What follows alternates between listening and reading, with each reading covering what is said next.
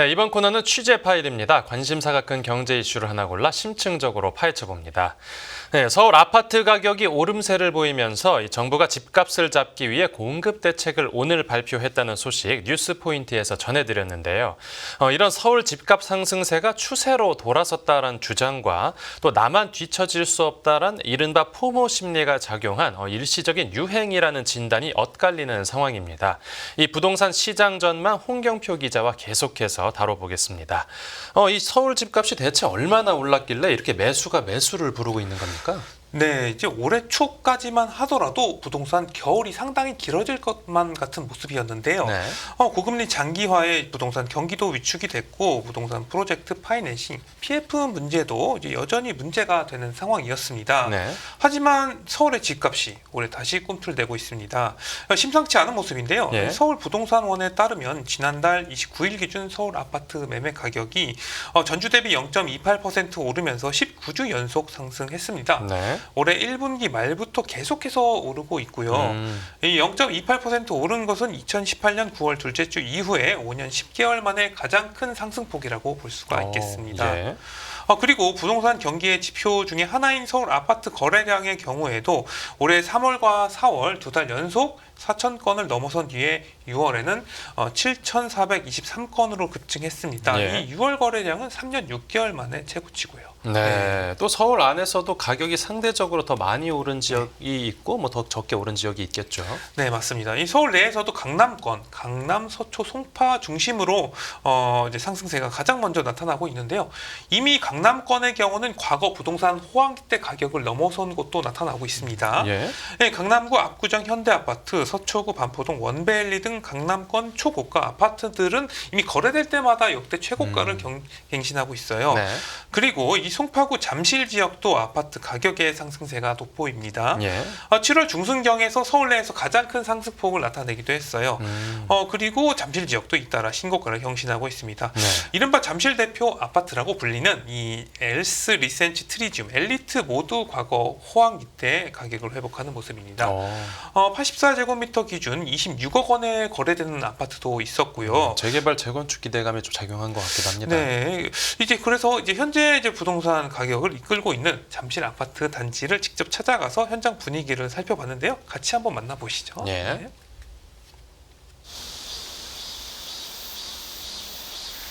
제가 서 있는 이곳은 잠실의 한 아파트 단지입니다.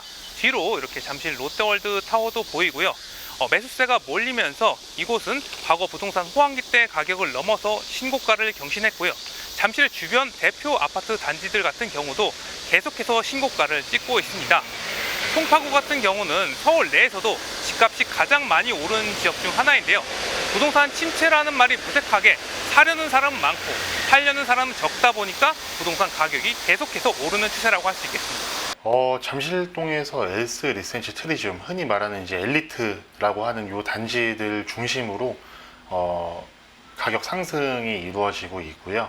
뭐 20평대에서 30평대 위주로 일단 먼저 치고 올라가는 분위기이고 40평대, 그러니까 대형 평수도 뒤에 이어서 가격이 올라가고 있는 상황이라고 보시면 되겠습니다. 역사적 신고가는 달성이 된 것으로 보여집니다. 네. 최근에 매매 분위기가 확실히 더 살아난 게 느껴지고요. 올해 초 같은 경우에는 기존에 여기 잠실 쪽에서 전세나 월세를 살고 있다가 만기가 도래되신 분들이 이제 만기가 다 되었고 지금쯤이면 집을 사도 되겠다 해서 이제 집을 사셨다고 한다면은 최근 한두 달 정도의 거래를 주도했던 수요층은 여기 그 잠실보다 약간 주변 지역에서 본인의 집을 매도하시는 분들이 많이 집을 사셨어요. 그러면서 이제 가격 상승을 계속 주도했다고 보시면 좋을 것 같습니다. 잠실 같은 경우에는 토지거래 허가구역이기 때문에 본인이 실입주를 하지 않으면은 그 토지 거래 대금에 대해서 이행강제금이라는 벌금을 부과받게 되어 있어요. 그래서 자기가 전입을 하지 않으면은 토지 거래 대금의 10%라는 어마어마한 벌금을 물게 됩니다. 그렇기 때문에 무조건 전입을 해야 돼요. 그러니까 여기는 다 실입주라고 보셔야지 맞는 거고요. 패닉바잉도 뭐 어떤 부분 때문에 그렇게 기사가 나오는지는 알겠지만, 근데 지금 여기 잠실동 같은 경우는 패닉 바잉이라고 보기는 어렵고요. 이제 뭐 학군이나 아니면 조금 더 상급지로 이동하려는 그런 욕망을 가지신 분들이 이동하시는 거라고 보시는 게 맞을 것 같아요. 전세 가격도 생각보다 사실은 이번에 좀 걱정을 했던 게, 저기 둔촌주공 올림픽 파크 포레온이 11월부터 입주를 하면서 12,000세대가 대규모로 입주를 하기 때문에 잠실에 좀 큰 영향을 끼치는 거 아닐까라고 생각을 했었는데요. 지금 현재의 분위기상으로는 가격이 빠지지도 않고, 그 다음에 전세 가능 물량이 굉장히 적습니다. 그 이유는 뭐냐면은 지금 토지거래 허가구역이 지금 5년 차에 접어들었어요, 이 동네가. 근데 예전 같은 경우에는 전세가 만약에 지금 현 시점에 한 10개가 나온다고 했을 때 한 2개 정도는 팔립니다, 집이. 그러니까 10개가 전세가 나왔던 것들이 그대로 전세로 다 나가는 게 아니라 8개는 전세로 나가고 2개 정도는 팔려요. 근데 아까 말씀드렸다시피 여기는 토지거래 허가구역이기 때문에 팔린 집들은 실거주자가 입주를 해요. 그러면은 거래 가능한 게 원래는 10개가 나와야 되는데 8개밖에 안 남는 상황이 되고, 그게 매해 반복이 되면서 전세, 월세 가능 물량이 줄어들게 되는 거죠. 계속 다주택자 분들은 집을 팔게 되고, 새로 산 사람들은 실입주를 하기 때문에 전월세 가능 물량이 일단은 굉장히 줄어들었다라고 보시는 게 맞고요. 전월세 공급 물량이 충분히 공급이 되려면은 다주택이신 분들이 사서 전세를 끼고 사거나, 이렇게 해야 이제 전세 물량이 계속 숫자가 유지가 되는데, 일단 줄어들기 때문에 영향을 좀 덜 받고요. 올해 초, 작년 말 이때 개포 4단지나 개포 1단지가 입주를 할 때도 영향을 굉장히 많이 줄 거라고 생각을 했는데, 확실히 토지거래 허가 구역이 장기화되면서 전월세 가능 물량이 좀 줄어들고, 그리고 이제 그런 부분들 때문에 사실은 생각보다 충격이 덜 왔거든요. 네, 강남권에도 이 잠실의 경우에는 아직까지 투기라고 보기는 어렵고 실거래 수요 중심으로 부동산 거래가 살아났다는 설명 듣고 왔습니다. 또 전통적인 불패 지역인 이 강남권 말고 다른 지역들도 가격이 동반 상승하는 모습을 보이고 있다고요. 네, 방금 저희 갔다 온 이 강남 3구뿐만 아니라 이른바 이 마용성, 마포, 용산, 성동 지역도 집값이 오르는 추세입니다. 네. 그리고 이 서울 내 고가 주택 중심으로 집값 상승세가 번지는 모습인데요. 이 마포의 대표 아파트 단지인 이제 마현동 멜미아 프루지오 59제곱미터는 최근에 15억 원에 팔려서 역대 최고가의 한 94% 수준까지 올라왔습니다. 또 올해 상반기에 서울에서 매매된 아파트의 절반 이상은 9억 원을 초과하는 것으로 나타났습니다. 네. 그리고 상대적으로 가격 회복세가 더딘 노도광, 노원, 도봉, 강북구 등 이제 비강남권 강북 지역도 최근 들어서 좀 거래에 숨통이 트이는 모습이라고 할 수가 있겠습니다. 네, 이렇게 서울에서는 전반적으로 부동산 매수가 살아나는 모습 확인해 봤고, 이 수도권하고 지방 부동산 상황은 어떻습니까? 지금 이 서울을 제외한 수도권 지역도 상승세를 이어가는 모습인데요. 네. 7월 다섯째 주 수도권 아파트 가격은 전주 대비 0.16% 올라서 45주 만에 최대 상승폭을 보였고요. 이 과천이 0.45% 상승하면서 수도권에서 가장 높은 상승률을 보였고, 인천도 0.14% 올랐습니다. 네. 반면에 수도권 전반의 미분양 물량은 여전히 증가세에 있어서 지역별로 차별화되는 모습을 나타내고 있습니다. 네. 6월 말 기준 경기 미분양은 9,956가구인데요. 이 전국에서 가장 미분양이 많은 지역이 됐습니다. 주로 평택과 안성에서 미분양이 나왔습니다. 네네. 지방은 아직도 이 가격 오름세가 포착되지는 않고 있어요. 세종시의 경우에 올해 상반기에만 4.58% 떨어져서 이 하락폭이 가장 컸고요. 네. 대구는 2.56% 내려서 하락률 2위를 기록했습니다. 네. 올해 이제 6월 말 기준 지방 미분양 물량을 보면 58,986가구로 한 달 사이에 2.8%가 또 늘었고요. 네, 그래서 어제 경기도에 이제 미분양 관리 지역이 늘었다는 소식도 전해드렸었는데, 맞습니다. 이 서울 아파트가 인기 있었던 건 예전부터 그래왔던 건데, 이 그렇죠. 올해는 유독 상승세가 더 두드러지는 것 같습니다. 네, 이 올해 서울 아파트 가격은 약진하는 모습이었는데 네. 이 지방은 이 하락세가 이어지면서 지역별 양극화가 심해지는 모습이라고 할 수가 있겠습니다. 네. 이 탈동조화 현상이 올해 주택시장의 특징이다 이렇게 볼 수가 있겠습니다. 예. 뭐 시장 금리가 떨어질 것으로 보이고 이제 정치권의 종합부동산세 인하 등의 움직임, 스트레스 DSR 연기 등으로 해서 이 똘똘한 한 채에 대한 수요가 늘면서 결과적으로 이제 인기 지역의 어떤 아파트값이 상승세를 견인했는데 아직까지는 수요가 서울에 몰리는 모습이다 이렇게 볼 수가 있겠습니다. 네. 서울 집값 상승의 이유 이제 함영진 우리은행 부동산 리서치 랩장과 좀 더 자세한 이야기 나눠봤습니다. 네. 서울 주택시장 특히 수도권을 중심으로 한 전세 가격 상승이 나타나고 있습니다. 지난해는 역전세나 전세 사기 이슈가 컸다면 올해는 수도권의 입주량이 감소하면서 전세 가격이 꾸준하게 올라와서 이런 부분들이 매매 시장을 자극하고 있고요. 여기에 1분기 시행한 신생아 특례 보금자리론이 1에서 3%대 저리 대출이 가능하기 때문에 대환이나 매입, 전세 대출 위주로 수도권의 주택시장 유입을 가속화시키고 있는 상황입니다. 특히 분양시장도 기존 주택시장을 자극하고 있는 것으로 보여지는데요. 분양가 상한제가 적용되고 있지만 과거보다 건자재 가격이나 금리 인상으로 분양가가 인상됐고 공급의 속도마저 높지는 않은 상황입니다. 이럴 때 분양가가 매우 높다면 기존 주변 지역의 입주 10년차 이하의 구축을 매입하는 수요가 나타나고 있는데요. 이런 부분들이 서울 집값 상승에 영향을 주고 있는 것으로 보여집니다. 네, 올해 서울 지역으로 이제 부동산 수요 쏠림 현상이 두드러진 이유까지 인터뷰 영상을 통해 확인해 봤는데 중요한 건 이제 지금 서울의 집값 상승세가 앞으로도 이어지겠냐 이런 겁니다. 네. 이 최근에 미국 연준의 금리 인하 스탠스 전환과 미국의 어떤 통화 긴축이 겹치면서 시장 발작이 일어나면서 어떤 시장 변동성이 확대되는 상황인데요. 예. 미국의 금리 인하 자체는 확실시되는 분위기라고 볼 수가 있겠습니다. 이 9월에 미국 연방준비제도가 50bp 금리를 인하하는 어떤 빅컷에 대한 기대가 커지고 있습니다. 우리나라 한국은행도 미국과의 어떤 금리 차를 고려하면은 금리를 내릴 수밖에 없는 상황이고요. 네. 금리 인하에 따른 어떤 통화정책 전환으로 큰 방향을 튼 것으로 전망이 되고 있습니다. 이에 그동안 부동산 시장은 눌러왔던 고금리 기조가 완화될 것으로도 전망이 되고 있어요. 네. 그래서 이 부동산 상승세가 이어질 것이라는 분석이 나오고 있는데요. 이 향후 부동산 시장에 대한 분석, 함영진 우리은행 부동산 리서치 랩장과 다시 한번 이야기 나눠봤는데 같이 한번 만나보시죠.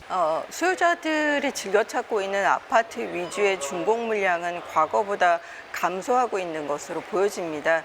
올해 아파트 전국 입주 물량이 31만 호 정도인데요. 내년에는 20만 호 정도로 9만 호 정도 아파트 입주 물량이 감소할 예정에 있습니다. 여기에 고금리의 PF 대출 냉각 문제 그리고 건자재 가격이 인상되면서 사실 공사비 증가가 분양가 인상으로 이어져서 이런 부분들이 공급의 속도 조절 문제를 낳고 있습니다. 상대적으로 공동주택인 아파트 위주의 준공 물량은 과거보다는 부족한 상황이라고 보여집니다. 전세가 상승이라든지 또 주택의 단기 공급이 많지 않은 점 그리고 4분기 기준금리 인하의 가능성에 따라서 이제 금리 인하를 기대하는 수요자들의 움직임, 서울을 중심으로 한 주택가격 상승을 염두에 둘 때는 수도권 중심으로 역세권이라든지 신축 그리고 공급이 부족한 지역의 주택가격 상승은 조금 더 이어지고요. 거래량도 상반기만큼 하반기 나올 것으로 예상됩니다. 하지만 주택시장이 크게 양극화되면서 지방주택시장의 위축은 조금 더 이어질 수 있습니다. 대표적으로 입주가 많은 대구나 부산 지역 그리고 이제 전세 가격이 오르지 않거나 미분양이 많이 적체된 지역에서는 주택 가격 조정이 조금 더 이어질 수 있다고 보여집니다. 코로나 팬데믹 때문에 저금리나 유동자금이 풀렸었던 2020년, 21년, 22년 상반기까지의 주택 시장을 단기 호황기라고 할 수 있을 것 같은데요. 그 당시에는 저금리나 과잉 유동성 때문에 전국적으로 주택가격이 상승하고 영끌이나 패닉바잉 현상들이 있었습니다. 하지만 지금 주택시장은 과거보다 경기의 회복 속도가 느리고 또 금리의 수준이 하락한다고 하더라도 속도가 매우 빠르다고 보지는 못할 것으로 보여집니다. 중금리 상황이 있는 데다가 또 과잉 공급 등 지방과 달리 수도권 위주만 주택시장이 움직이고 있는 상황이라 이런 양극화에 주의하실 필요가 있겠습니다. 네, 지역별로 차별화되기는 하겠지만 이 부동산 가격이 점진적으로 오를 거란 설명이었는데요. 반대로 지금의 부동산 가격 상승세가 일시적인 현상이란 전망도 나오고 있습니다. 네, 올해 이제 부동산 가격의 경우에 이제 고가 주택의 경우에 자산 가격 상승에 밀어 올렸고 이외의 주택의 경우에는 전세 가격 상승세가 이를 뒷받침해서 이 올해 주식 시장 등을 포함한 어떤 자산 가격 상승세가 꺾이면 주택 가격도 떨어질 것이다. 뭐 이런 분석이 나오고 있는데요. 네. 이에 대해서 이제 최상욱 커넥티드 그라운드 대표와 더 자세한 이야기 나눠보도록 하겠습니다. 네. 저는 주택시장의 공급이 부족하다고 본 적은 이제 역사상 거의 한 번 있었고요. 14년에 박근혜 정부가 9.1 대책 썼을 때 그때 인위적으로 신도시를 개발하지 않겠다고 했기 때문에 그거는 너무나 명징한 공급을 안 하겠다는 대책이어가지고 무조건 공급 부족이 온다라고 생각을 했고요. 그 이후에 시장을 잘 보시면은 그냥 주택가격 올라가면 공급량 늘어나고 그리고 주택가격이 하락하면 공급량이 위축을 합니다. 그래서 20년, 21년에 공급이 많았고 22년, 23년 약세장 오니까 공급이 위축됐고 올해 다시 강세장이 오니까 서울 안에서도 조합이랑 시공사랑 합의를 다시 시작을 하고 다시 올해 하반기부터는 인허가를 포함해가지고 이게 많아질 것 같거든요. 그래서 가격이 이제 공급의 선행지표이지 공급이 가격의 선행지표는 아니라고 이제 오랫동안 생각해 왔고 실제 뭐 지난 이제 몇십 년을 보더라도 그렇기 때문에 그냥 공급 부족 때문에 주택 가격이 올라간다고는 안 보고요. 수요가 변하면서 주택 가격이 단기간에 크게 변하거든요. 그래서 그런 수요가 전세 강세 혹은 매매 강세, 전세 약세, 매매 강세를 만들어내고 작년도 그렇고 올해도 그렇고 그렇게 움직이고 앞으로도 그렇게 움직일 걸로 보고 있습니다. 주택 가격은 이제 전세 가격에다가 멀티플을 곱해서 저는 시장을 보고 있는데 지금의 주택 가격 강세 기저에는 전세 가격 초강세가 있고요. 그리고 전세 가격 초강세는 22년 말부터 있었던 빌라 기피 현상으로 아파트 쪽으로 전세 수요가 대거 이전해 오면서 그 수급 불균형이 지난 2년 동안 굉장히 세진 게 가장 큰 원인인 것 같습니다. 이게 6억 원 이하 주택들의 시장을 설명할 때는 되게 잘 들어맞는데 근데 초고가 강세가 나오는 그런 거는 그냥 소득과 자산 처분 소득이 증가했던 부분이고 그거는 지난 약 한 1년 동안 코인이라든가 미국 주식이라든가 아니면 이런 상당한 투자 자산의 강세가 있었던 거가 영향을 줬다고 보고 있습니다. 근데 이거는 자산시장 과열이 진정돼야지 안정화될 거로 생각을 하거든요. 그래서 7월 말 들어서부터는 지금 뭐 미국도 그렇고 우리나라도 그렇고 자산시장 주식으로 대표되는 주식이나 코인 같은 그런 자산시장 안정세가 굉장히 가파르게 나오고 있기 때문에 초고가 마켓 역시 시차를 두고 영향을 받을 걸로 보고 있습니다. 제 경우에는 올해 원래 안정세로 봤다가 그 비아파트 기피발 전세 강세가 22년 하반기부터 왔고 이게 2년 정도 지나면은 임대차 계약이 한번 끝나기 때문에 저는 24년 말이면은 이게 끝날 걸로 보고 있습니다. 그래서 인위적인 전세 강세 흐름은 올해 말이 이제 끝일 것 같고 올해 말을 기점으로 전세가 안정화 그리고 자연스럽게 매매가 안정화가 나올 걸로 생각을 하고 있습니다. 지방 같은 경우에는 지난 2년 동안에도 전세가 하락세였어요. 이제 수요 위축이 나타났기 때문에요. 그리고 전세가 하락세면은 매매가가 하락을 해요. 전세가 상승하면 매매가가 상승을 하고요. 그래서 지방의 전세가 하락세는 현재의 비아파트 기피가 있는 상황에도 불구하고 이제 수요가 약하다는 걸 의미하고요. 이런 약한 수요일 때 매매가가 차별적으로 강세로 갈 수는 없거든요. 그리고 수도권 같은 경우에는 이례적인 전세 강세가 있었다고 말씀을 드렸고요. 그게 올해 말이면은 이제 끝난다고 생각하고 있기 때문에 그래서 바로 뭐 곧바로 하락한다라기보다는 이런 올해 2분기, 3분기 같은 그런 분위기는 연말에는 안 나올 거로 보고 전세 시장 안정화가 될 거로 보고요. 전세 시장 안정화가 되면은 매매 시장은 자연스럽게 안정화가 될 겁니다. 네, 오늘 취재 파일에서는 홍경표 기자와 함께 이 서울만 집값이 오르고 있는 이유와 그 앞으로의 전망 살펴봤습니다. 네, 오늘 이야기는 여기서 마무리하고 생생한 부동산 현장 소식 또 기대하겠습니다. 잘 들었습니다. 감사합니다.